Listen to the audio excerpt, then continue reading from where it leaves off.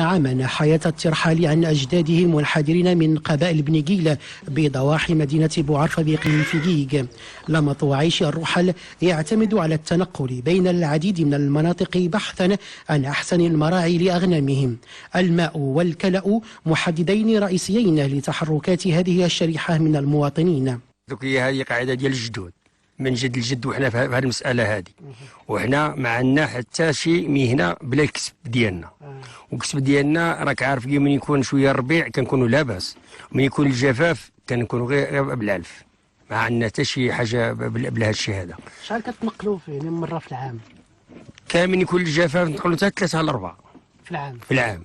العيش ديالنا على رحل هذه المنطقة اللي فيها العشب نمشيو ليها، واللي ما فيهاش عرب رحل. هذيك هي من منطقة لمنطقة، كانوا نكونوا في الصحراء، كانوا نكونوا في الظهراء، كاين وين شفنا المعيشة تاع الكسيبة كنسيروا ليها. تجثو لرسم معالم حياتها، تشتر مرارة الزمن وتلملم بقايا الأيام على صفيح بارد. خيمتها فضاء وسقف بيتها سماء تشرع أبوابه للسحاب وتمنح مفاتيح هواجسها للرياح. في سكون الكون تضرب هاجرة وتدل الوجود.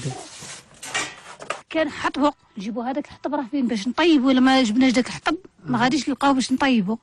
كون نجيو نطيبوا به، ويجي اللي يكون مع الزوايل يلقى ديك الماكله موجوده، نعاودوا نبركشوا داك العلف، كنبركتوا على الزوايل تاكل.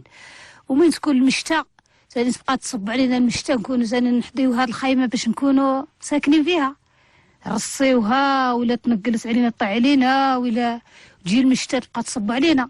بساطة عيش الرحل تختزل قيما إنسانية وحضارية في صورة لا تكتمل إلا بلمة عائلية وباحتساء كأس شاي ينسيهم تعب يوم شاق وقسوة الظروف الطبيعية.